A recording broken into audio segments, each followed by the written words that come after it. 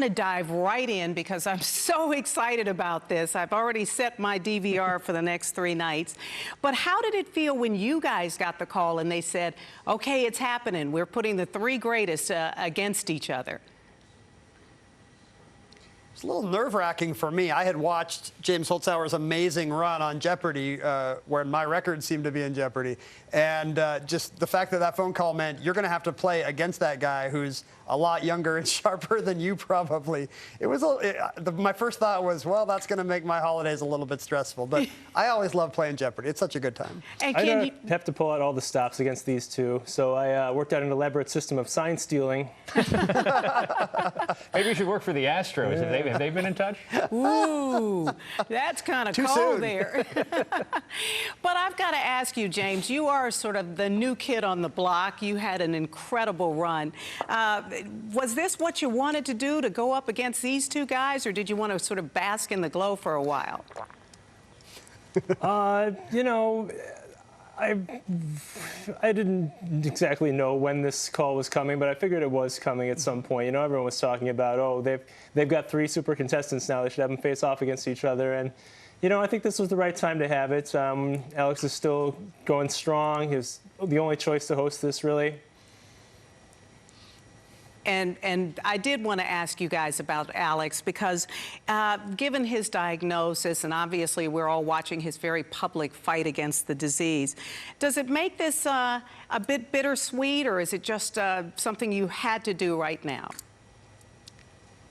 Well, I think it's always fantastic to see Alex. He's always gracious and fun.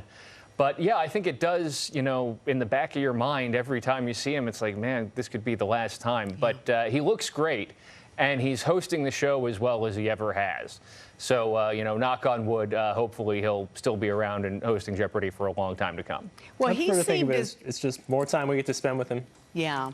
He seemed even more excited than you guys when he was announcing it. Was that the way it was behind the scenes there?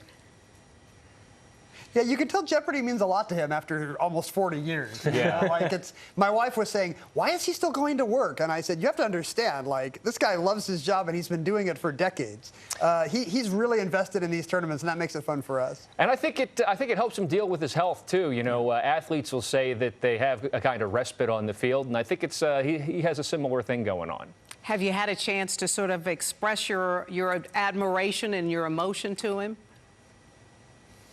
I hugged Alex Trebek, and I don't think he's a hugger. So Yeah. maybe I should apologize to him now. Yeah. Yeah, absolutely. Brad, I know you're the big money winner out of this gang, but is this really about the $1 million prize, or is it about bragging rights that I am now the GOAT? Well, I always say the money is nice, but it's the intangible stuff that really matters. It's the camaraderie and just hanging out with the cast and crew of Jeopardy, who are just fantastic top to bottom. And yeah, the pride, the bragging rights. That's I think that's what we're in it for. We would absolutely play for free, and I hope they don't know that. Shut up. Well, guys, thank you so much. Sadly, I've got to go, but I have to tell you, on behalf of all the Jeopardy junkies out there, we cannot wait. We are so excited.